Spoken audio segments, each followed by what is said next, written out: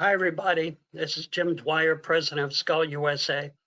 I am very pleased to have a great travel writer and presenter, TV host, Richard Bangs, with us today. But before we start the interview, just a few notes. As most of you know, the Skull members anyway, next week in Orlando, we'll have our first in-person annual general meeting in a couple of years on May the 20th at 1 p.m. So we ask all of the Skull USA presidents and or their delegates to be on the call. Everyone is invited, but we do need the presidents and or their delegates to be on it. Again, we are happy to be presenting another webinar. I think it's important that we do this to keep you informed, up to date on what's happening in the travel and tourism industry, keep you enlightened, entertained to a degree. And we will continue these through the year, throughout the year. But for now, I'd like to turn it over to our interviewer extraordinaire, Morgan Marovich, who will interview Richard Bangs. Morgan? Thanks, Jim, and welcome everyone. And thank you again for joining us today for our interview with Richard Bangs. It is my pleasure to tell you about him and give you some insight into everything that he has accomplished and the pioneering that he has done for our industry today. Richard Bangs is the co-founder and chief adventure officer of Stellar.co. He has been a pioneer in travel, digital media, e-commerce, and other frontiers of our industry. In the early 90s, Richard produced the first internet travel site, mtsobek.com, the first travel CD-ROM, the Adventure Disc, and the first virtual expeditions, Terra-Quest.com. He was the founder and editor-in-chief of Mungo Park, a pioneering Microsoft travel publishing effort. He also founded TerraQuest.com and was part of the founding executive team at Expedia, and he served as its editor-at-large. He was the creator and publisher of Expedia Travels magazine, published in partnership with Ziff Davis, and executive producer of Expedia Radio, and founder and executive director of Expedia Cafes. He's also served as president of Outward Bound, founded welltraveled.com for Slate, and was founding editor and chief executive producer of Great Escapes, another Microsoft travel initiative. Richard has often been called the father of modern adventure travel and the pioneer in travel that makes a difference, travel with a purpose. He has spent 30 years as an explorer and communicator, and along the way led first descents of 35 rivers around the globe, including in China and Southern Africa, which I believe we're going to hear a story today about another adventure that he has had in Africa. So I'm very excited for him to share that with all of you. He's recently co-directed an IMAX film, The Mystery of the Nile, and co-authored the Putnam book of the same name. Among many more accomplishments, he's published more than 1,000 magazine articles, 19 books, produced a score of documentaries and several CD-ROMs, and has lectured at the Smithsonian, National Geographic Society, the Explorers Club, and many other notable venues. So it is my pleasure to introduce Richard Bangs. Richard? Okay. I'm on my way. Wow. Thank you for that catalog.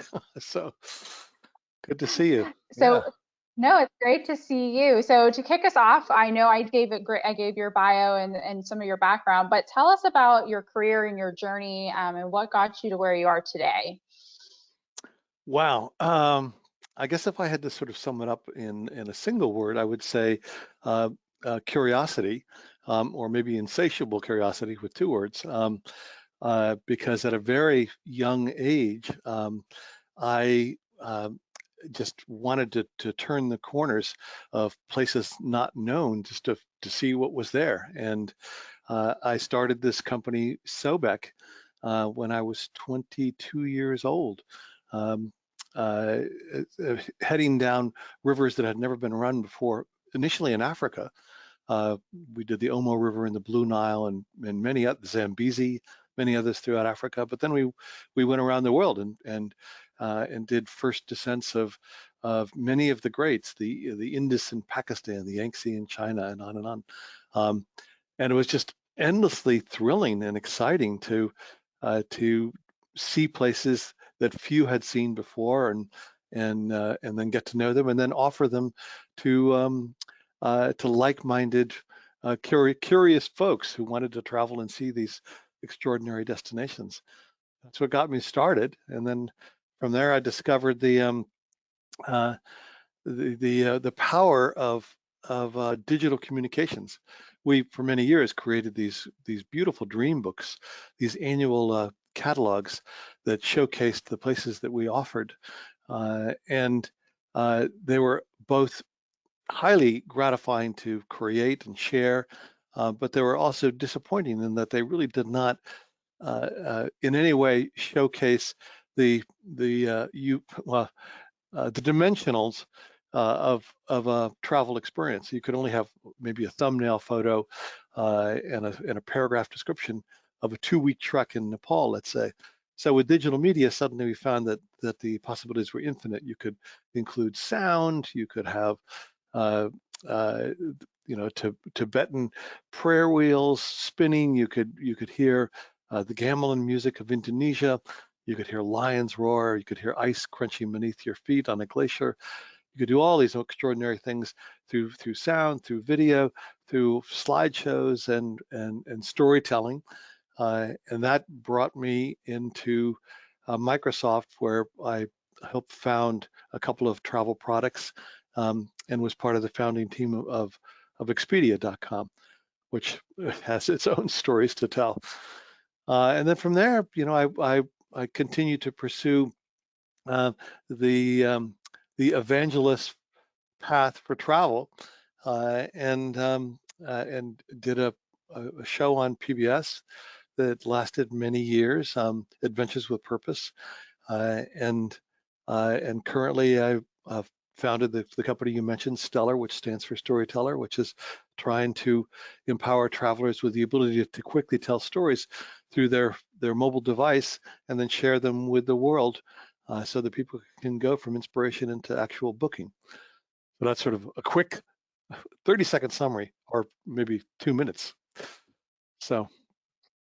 Well, that's fantastic. And when you mentioned so many different destinations just in that quick snippet, so you've clearly spent your career telling stories and documentaries of the world. Do you have a favorite? What would that be? And what is the top destination that you've gotten to see? Well, I I would say know the top. that's like hard. It's like picking a needle in a haystack there, but. Or it's like trying to choose your favorite child. So that's a really tough one. I mean, I would say the best trip is the next trip. So it's one of the great things about travel is that it is always sort of rediscovering the wonder of youth. So if you can dial back and remember when you were looking around corners of rooms and buildings and such that you'd never seen before, and then you're wowed by it, that same sort of sensation exists when you get on a plane and you're dropping into a new place with new sights and sounds and sensations and experiences and people to meet, and it allows you a glimpse of the interconnectedness of all things, something that's really unavailable if you're quarantined at home all the time. So how did you make it through quarantine? I know when I got out of quarantine and had my first experience back in the airport, I just sat there and enjoyed being back in an airport and having those sounds. Yes, there is something that's sort of awesome and stunning about an airport terminal. And I remember when I first went back to an airport, just sort of standing there for a minute, looking around and going, "This is cathedral-like. This is a religion." So I managed it, fairly well with family, and there was a lot of dreaming and discussing about things to do once it lifted. Last summer, as we all know, it was partially lifted, and we got on the road and we traveled throughout the Western United States, went to a lot of national parks, and we took an Amtrak sleeper train from Los Angeles to Seattle, which was a delight, something we probably wouldn't have done in ordinary times, and went to visit relatives in Arizona, and we're all over Utah. Oregon. We did rafting trips in Oregon and Northern California. So we stayed active, Yosemite, as much as we could under the restrictions that were imposed, and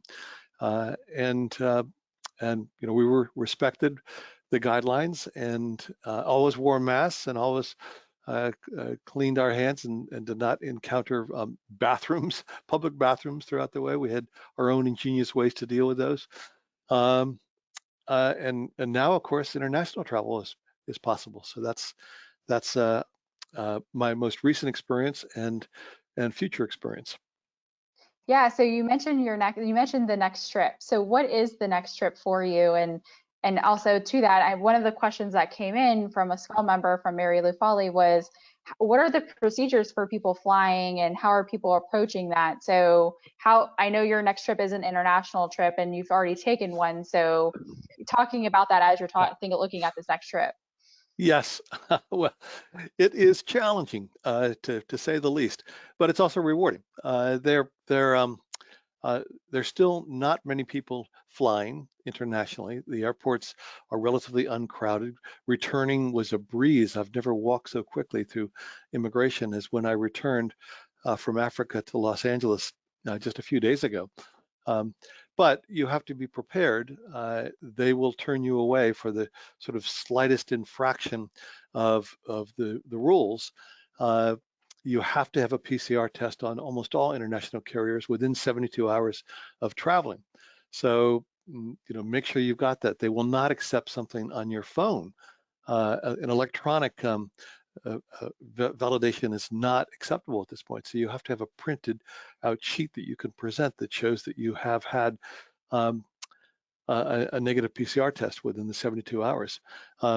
Some destinations require that you fill out a form sort of asserting that you are safe and have not been to any of the red zones in a certain period of time. So whatever destination you're thinking about, you should look into what their requirements are for entry.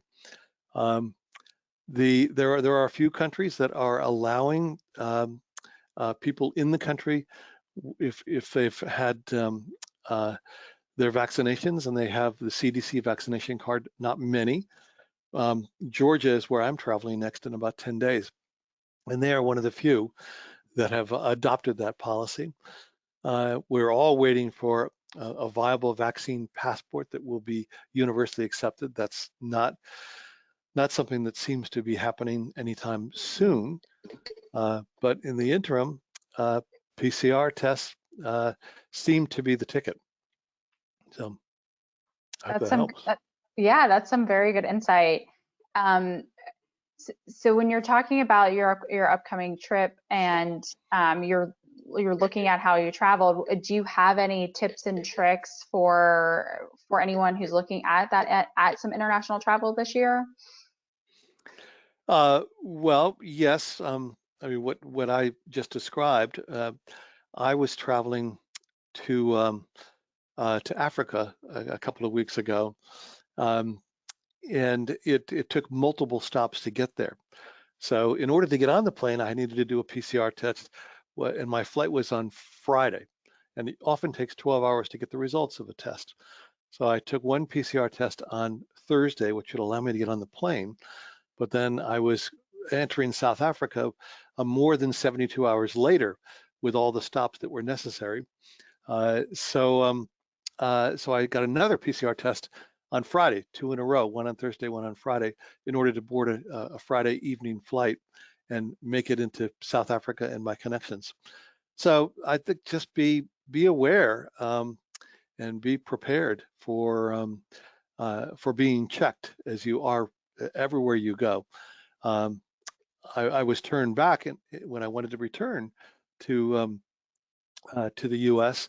At the airport, because I had been in South Africa in less than 2 weeks, and they saw the stamp on my passport and said, "Sorry, you need to quarantine for 2 weeks before you can get on the plane to go home." Something I did not know, something I did not see on the website, something that I had not been informed about. So I think you have to be prepared for those types of unknown vagaries. Everybody's kind of trying to invent these things as they go, and things are still changing quickly. With the spikes in India and some of that folding over into other parts of the world, nobody really knows if there will be additional spikes. Nepal, of course, is closed now as of last week. So it's conceivable that you could get into a country, but then not get out, and you may have to quarantine for a while if a spike happens. So if you're comfortable with that and prepared, it can be an extraordinary experience. And I would say now is a great time to travel if you are willing to assume a certain degree of risk. Yeah, and Richard touches on, and Richard, I'd like to ask you to touch a little bit more on the rewarding side of that travel and your experience in Africa. But I'm going to have everyone in the handout section of GoToWebinar, you'll see there's a link to, it's called The Tunnel at the End of the Light, and it's a PDF, and you can click on that. And that is Richard's story about his recent trip to Africa. It's a great read. Richard, tell us a little bit about the light at the end of the tunnel and the experience that you did have in Africa. I have to say I was very jealous, not with what you got to experience, knowing what it's like in high season over there. So definitely share. Yes. I just a little backstory here. I'm on the board of CREST, which is the Center for Responsible Travel based out of Washington, D.C. And one of their concerns, it's an advocacy group, has been on with over tourism. And there's a book coming out next month for which I've penned a chapter, which is about over tourism in America's national parks. But they're looking at the global landscape and of course the usual targets such as Croatia, Dubrovnik, Venice, and Barcelona, are all addressed, and cruising and its issues with over tourism. But certainly the hotspots of Africa would fall under that hubris. That in 2019, you really could not go to the Serengeti or Ngorongoro Crater or take a safari in any of the more popular or well-known destinations and not see lots and lots of other tourists, lots of vehicles motoring around, and lots of noise pollution, et cetera, et cetera. It was not really an authentic African experience. It was more like going to the San Diego Zoo. But just having done this trip now, I cannot recommend it enough. That if you have an opportunity to travel to Africa, and this is true for much of the world actually, take it, because as we traveled from Namibia into Botswana, the Okavango Delta, and into Zimbabwe, we were almost always the only visitors in the national parks, and the wildlife seemed so much more intimate. There were no distractions, no competition, and it felt like we were part of as I say in my piece, Earth's first morning. That we had dialed back 1,000 years before humankind had discovered the delights of Africa en masse. So it was a unique experience. It may never be like this again. Once people begin to travel in droves, which will happen. So if you have the chance, it is a magical moment to be in places like the savannas and the plateaus of Africa. Yeah, I was saying to Richard, when I had the opportunity to go over to Kenya, particularly when you're on those safari drives, herds of vehicles just go to one area, whether it's the crossings, or you have like the alligators or the buffalo, whatever it may be. If you see like a rhino, there's always multiple vehicles, and you're trying to get the best positioning, and everyone's trying to angle someone out. And so when he was saying he was the only one there, my jaw just kind of dropped, and I said, no, you're spot on. Like, to be over there and just to be the only one, it's a great time to be going. Absolutely, absolutely. My friends continued on to the Serengeti and said they were the only people in the Serengeti witnessing the wildebeest migration. Again, that's something that just does not happen. So no, yeah. it does not. If So if the other piece, oh, Go ahead. go ahead. No, I was just going to say again, just mirroring what I said before, that if you have the wherewithal and the time, this is really the most opportune moment to go visit Africa and many other parts of the world. No, absolutely is. The other piece that you'll find in the handout section is why I'm optimistic about the future of travel. And that's another piece that Richard recently penned about a month or two ago. And in there, Richard talks about a variety of trends that he sees. And so a piece, as one question that I have for you about that piece, particularly, Richard, is what trends do you see continuing as the restrictions are starting to lift and are continuing to be lifted here in the U.S.? Well, certainly the first trend that we're going to all experience in the next several months is the boom in domestic or regional travel, and this is happening globally.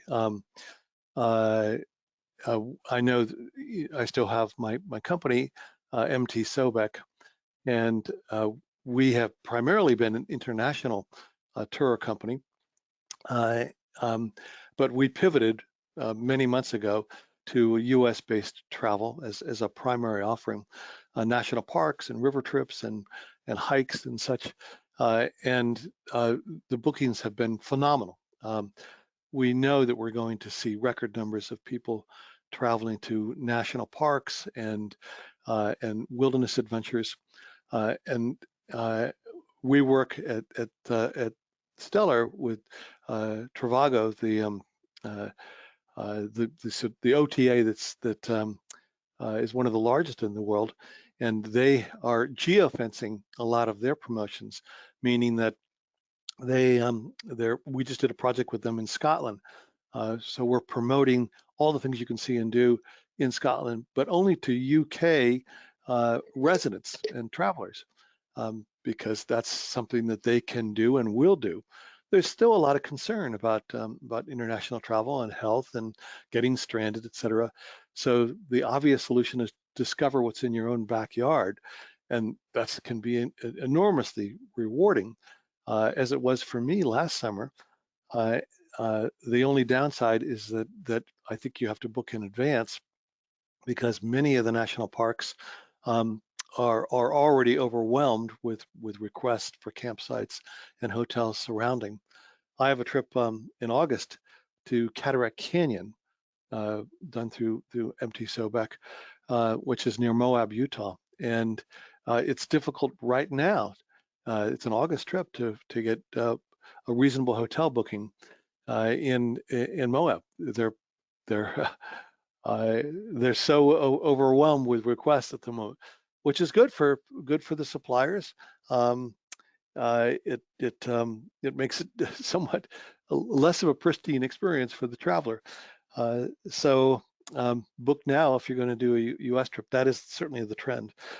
The other trend I think that is significant is a reimagining of the type of travel you take. So where bus tours and museum tours and such were certainly immensely popular up to 2019, more people are considering adventure travel than ever before, because you can travel with friends, you can travel in small groups, you are generally outside, which is the safest place to be when factoring in the potential exposure to COVID. And it's usually active and outdoors and participatory. They're all the delights of nature, et cetera, et cetera. So adventure travel is seeing a surge that it has not experienced, I think, ever, as people look to that as an alternative to the sort of the more old-fashioned type of tour bus and hotel to hotel. Airbnb is experiencing extraordinary growth because people perceive that it's better to stay in a home than in a hotel that that has had rapid turnover and exposure to lots of strangers. So that alternative, as VRBO, has also seen an enormous surge in its bookings and interest. What other trends? I think cruise is going to come back, would be one of my predictions in a big way. It's not happening yet, but probably by this fall, we'll begin to see a rapid rise in bookings. I mean, the biggest prediction is that this ultimately is just going to be a blip in the travel landscape, that that we will see a more robust return to travel than before 2019, and that people may travel differently. They may consider the health factors more than they ever have before, but they will return in numbers that will meet what was happening before and exceed it.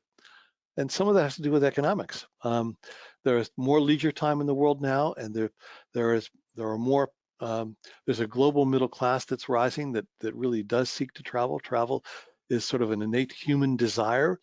It has never gone away when the opportunity presents itself. We have the Chinese and a burgeoning middle class, and many other countries that are starting to see a wealth factor that allows a large segment to travel. Indonesia, Malaysia. So I think we're going to see a boom as we have not experienced before in the wake of what's happened with the year the Earth stood still. So you mentioned the cruise industry. How do you see that shaking out? Like, what do you see for the future of cruising? Because there's been so much about the ports in Florida and the Yeah, requirements there, and or right, lack thereof. So right. how do you see that shaping up? Well, I wouldn't be surprised if they move out of Florida. It would it would certainly send a strong message, but they'll come back because Florida is the natural jumping off point for at least Caribbean cruises. Well, I see a couple of things happening. First of all, I think river cruises will come back first, and I mention that because they offer some differences from the ocean-going cruise ships. One, they're smaller, so your exposure to strangers is limited. Two, because they are on rivers throughout Europe primarily, but also the Nile and the Mekong and such, but they're always close to shore. So if there is some sort of emergency, it's easy to get somebody to shore and get them to a clinic or a hospital very quickly, and that's comforting to know. They're typically boutique. There's usually a lot of room for fresh air, being outside, not being overcrowded, and river cruises tend to serve food in a different way, not in the cafeteria style, but rather more of a sit down thing. And food services is something that people are reconsidering when it comes to health considerations. Uniworld, I know, is planning to relaunch. I think they have 20 vessels sometime in the next month. So that there will be an early leader in that space. Ocean going will come back. The demand has increased every year for the last 20 years, and it was interrupted, of course, by COVID, rightly so.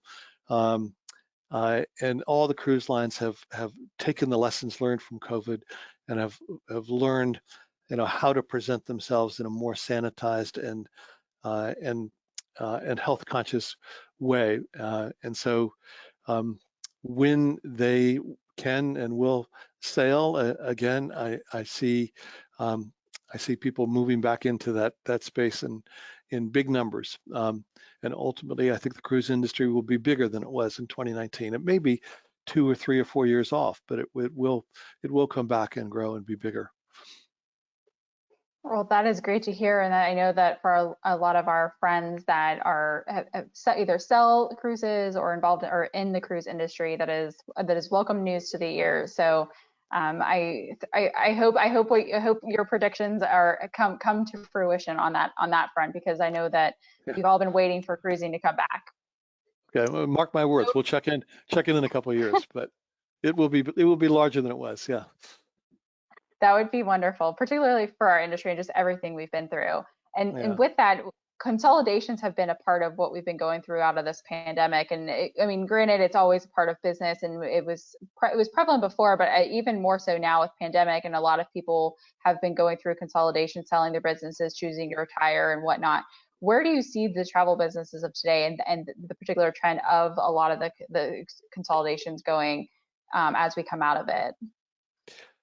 Yes, not surprisingly, there's been a ton of consolidation that's gone on. A lot of the smaller or the weaker companies have taken this opportunity to exit. Some have folded, some have been able to sell, and some saw this as an opportunity to retire, as you mentioned.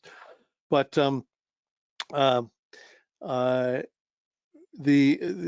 ones who were able to acquire will likely find themselves in stronger positions as travel returns, and there will be, I think, an unprecedented landscape of opportunities for startups. So many hotels have gone under, for instance, and now there are many in the hotel space, or people who have considered being in the hotel space, are seeing that they can reimagine how they present themselves as accommodations, and they will be more high tech, more innovative in the way they present themselves. There's so many ways that you can have touchless experiences in hotels that will be accommodated with startups that are difficult to sort of retrofit from an older model. And this is true for all the tour companies and for cruises and actually any provider in the travel space. There will be many startups, some well-funded, some just incredibly innovative, that will be able to take advantage of this disruption and see and imagine new ways to purvey travel. The company I'm involved in, that I co-founded, Stellar, is one of these. So it's a company that is rethinking and offering different ways for travelers to find out about destinations and activities on a peer-to-peer basis. So they believe that they can find out the truth from other genuine travelers rather than from travel agents and others who are working on a commission basis, and allowing travelers to tell their stories, because storytelling is really the ultimate way.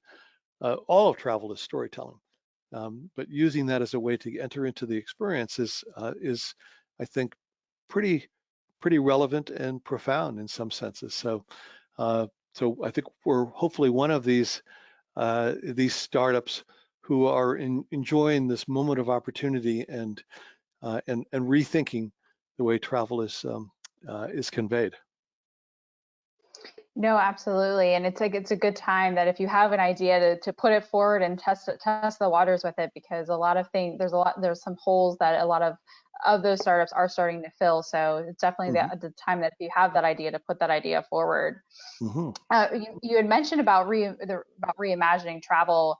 And in your article, you talked about the term revenge travel, which really, to me, it was around before, it really popped up and became more popular during COVID. And you mentioned about how travelers will come booming back in ways that they hadn't before. And you've already have started to see this in areas, say, for example, like in Florida, and now San Diego is reporting that a lot of their hotels are sold out. How do you see this in areas, for example, like with New York, that's just starting to open their hotels? DC, for example, just announced that they're going to be opening. How do you see that rebounding in areas that are, I guess, are slightly behind other areas like Florida and the others domestically? Well, I think that they're going to rebound robustly. Revenge travel is probably not the best term. But certainly people have been cooped up and dreaming of getting back on the road for a long time. And I count myself as one of them, that as soon as the opportunity to get on a plane and go to Africa presented itself, I took it with my friends. And I think the same is true for New York and any destination that feels that it is at a stage where it can safely open and invite tourism back. New York, I think, is going to do very well. at least as far as leisure travelers go. I mean, we also talked a little bit in that article about business travel. That's likely going to change. And much of New York and their hotelers were there for business travelers, and they may see a very different landscape and have to adjust or die if we believe, as I do, that we're going to see a significant drop in business travel for a long time to come. But for the leisure traveler, yes, let's go see a Broadway play. We know they're going to open up in the fall. Let's go see the Empire State Building. Let's go see the Statue of Liberty. Yes, people want to do that, and it's also going to be the beneficiary of the concept of staying within the U.S. borders for most Americans. I always found it interesting to see what percentage of people in the world and in the U.S. actually do travel, because it also speaks to opportunity. I saw some stats that 80% of the world's population has never been on a plane, and only 11% of the world population took a flight in 2018, and that only 4% of flyers of the population actually flew overseas in 2018. So that speaks to the enormous potential of emerging middle classes and a higher distribution of wealth, particularly in the U.S. But it also speaks to the fact that most people are flying domestically and will be flying domestically for the near future. So places like New York, Florida, California, and every state is going to, I think, experience enormous numbers in the next 12 months as people desperately get on the road as they so desired, but they choose to sort of dip their toes in with the regional travel first before they take the leap for an overseas flight. No, that makes complete sense. And I can say that I am one of those who have already supported Broadway with their return. So I am all set to be one of those, I guess, revenge travelers up to New York to support Broadway.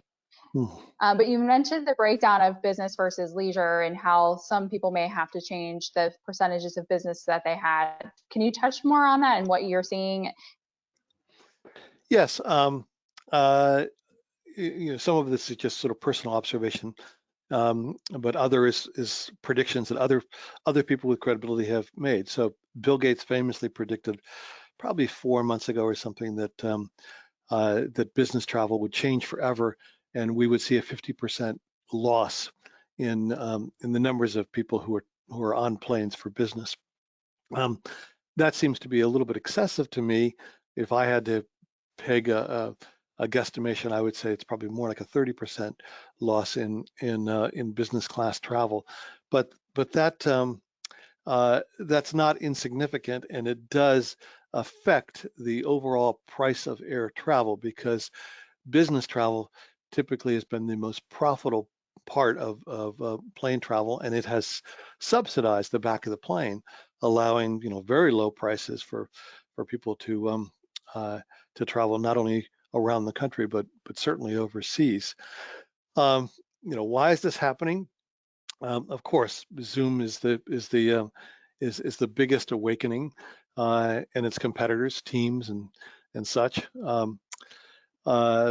and the discovery that the people can be productive, not having to come into a physical office, and that companies can certainly save significant amounts of money not having to rent high-priced or own high-priced real estate as office centers. And I think many people have discovered as workers, employees, that that they enjoy the experience of being at home as opposed to a commute, or the rigidness and expectations of being in an office, and the politics even. So So Zoom has fundamentally changed, I think, the way we conduct work, and that will probably be somewhat permanent, I think.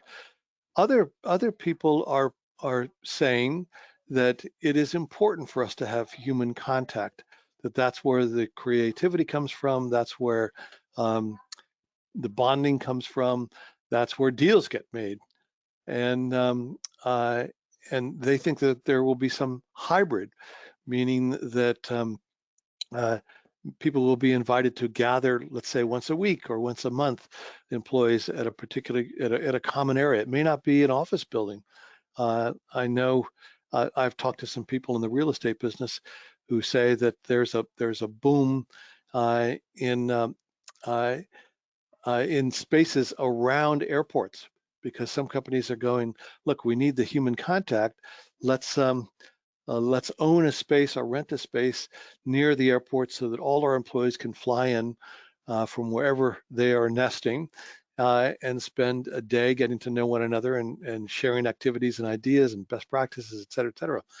I think that's a trend that we're going to see more and more of. At the same time, we all are aware, I think, of the real estate booms that are going in areas that are not in cities or near office buildings, but are in places where people would like to spend time. So Park City, Utah has seen an enormous boom. Bend, Oregon has seen an enormous boom. People discovering that they can work productively anywhere geographically. When I was stuck in Zimbabwe, I set up my mobile office in my hotel for 5 days, and I was able to do everything I would do here at home from Harare, Zimbabwe. So that's a great discovery.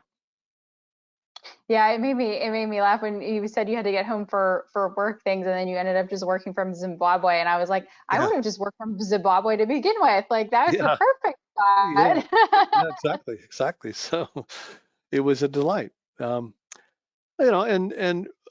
everybody's worried about any company is worried about company morale and being motivated and spirited and being engaged and part of the mission, part of the vision. And I think people have recognized that all that can be enhanced as if you're doing this in under your own roof and under your own terms and in your pajamas, perhaps. It just it makes those possibilities, I think, richer. So. No, absolutely. And one thing I want to, this is the last question that I have for you, but if anyone that's listening in today has any questions for Richard, please feel free to send those over and we'll get those to him before we close up for today.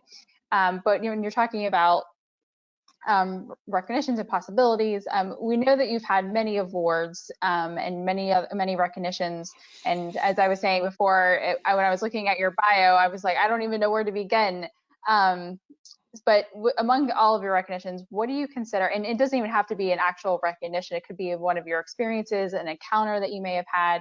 What do you consider like your biggest achievement or experience that you have had amongst all of your time within the industry? Oh boy, that's a good question. I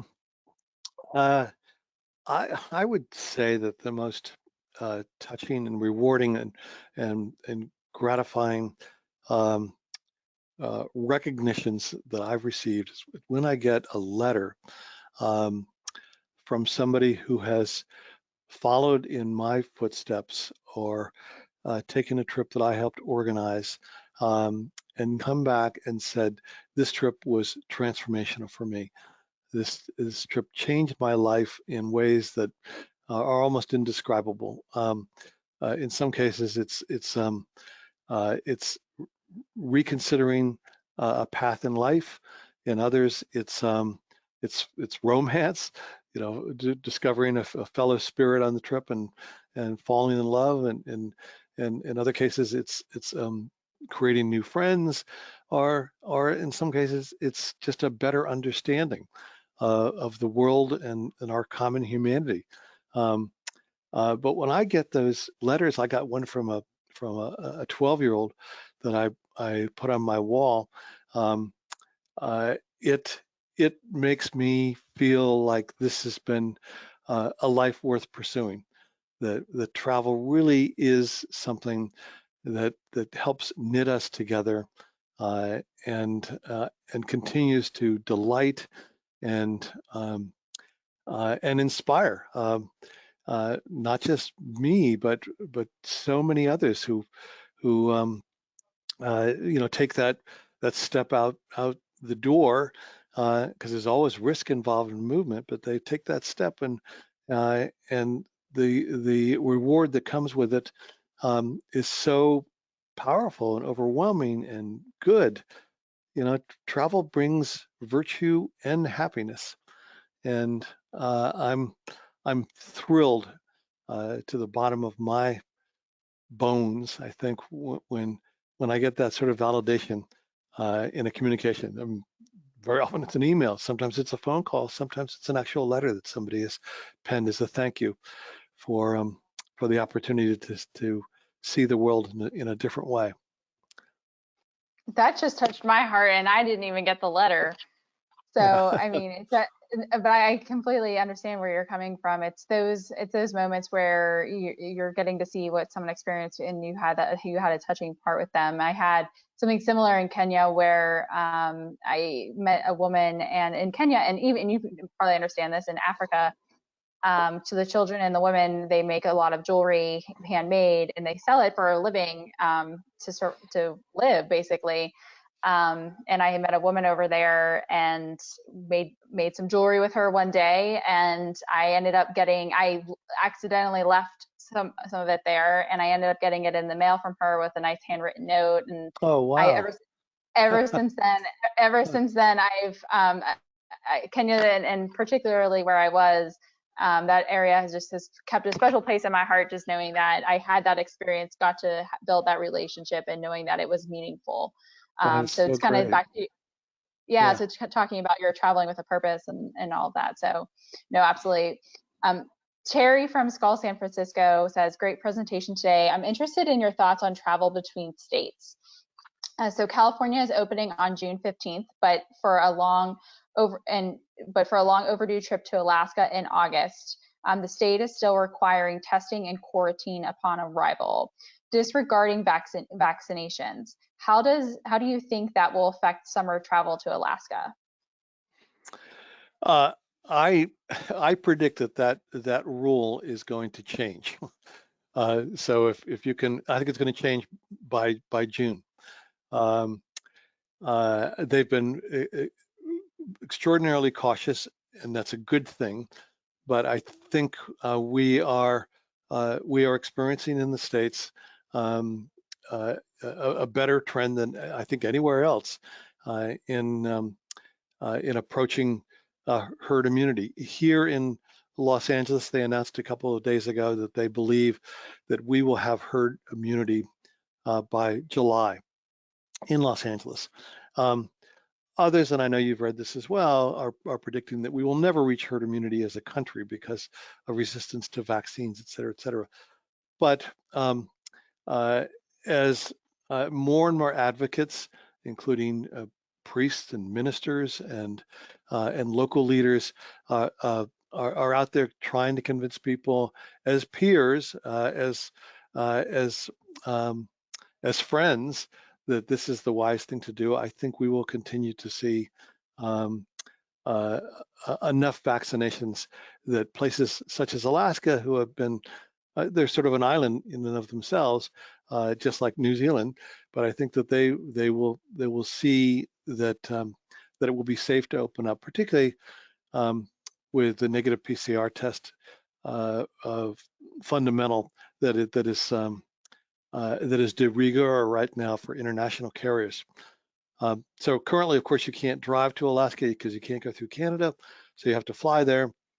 But Alaska Airlines is being very good about its HEPA filters and its cleanliness and its protocols, and making sure everybody wears a mask on board.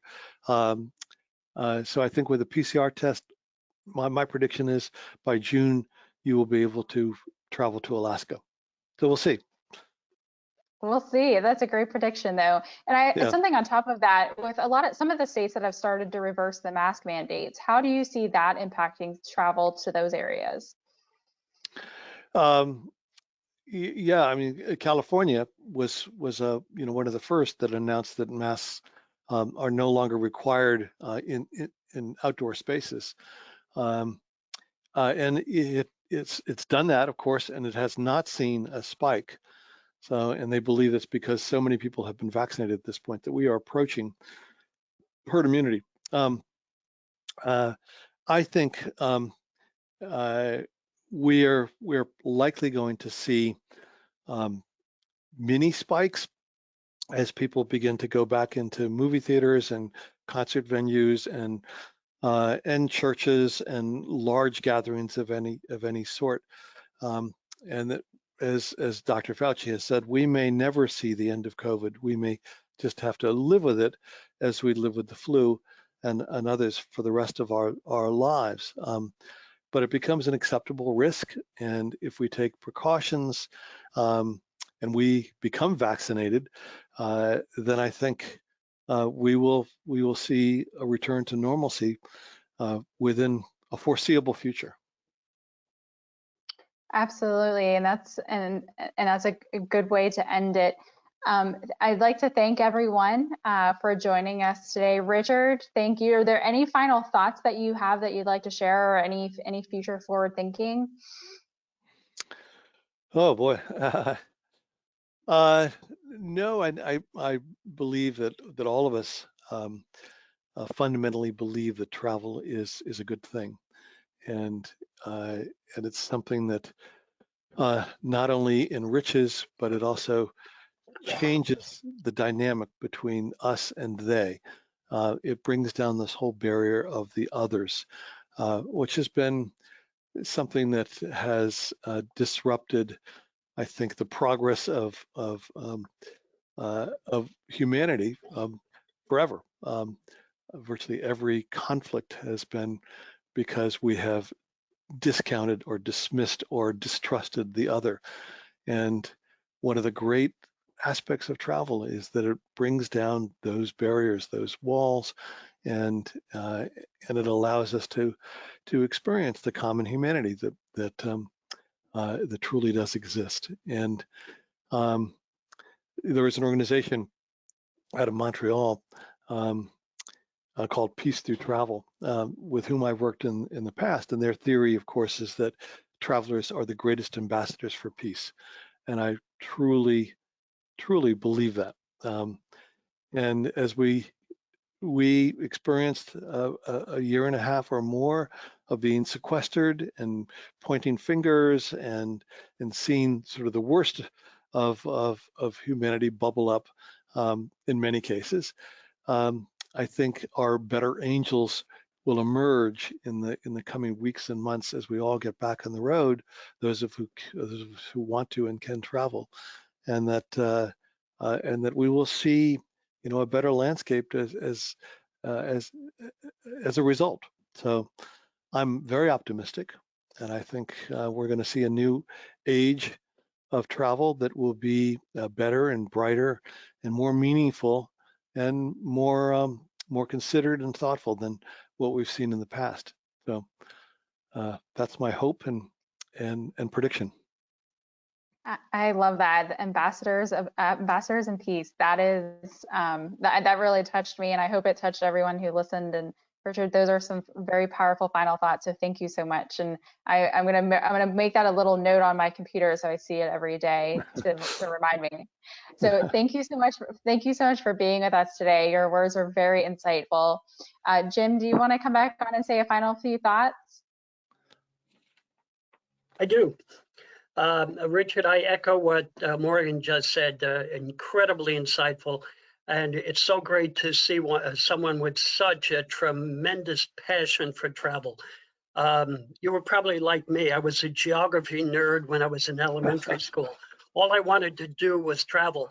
I mean, my entire career was traveling or singing or doing both, and it's just the best.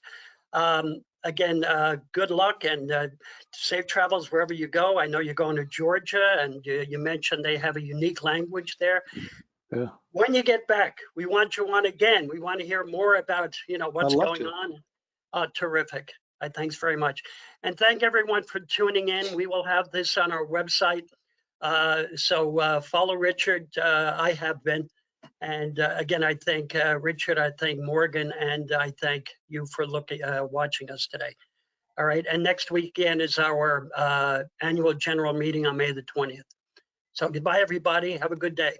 Okay. And Thank you. And thank you, Jim. Again, a recording of this webinar will also be provided to all participants via a follow-up email that you will receive tomorrow through our webinar system. As Jim mentioned, it will also be posted to the website as well as to social media.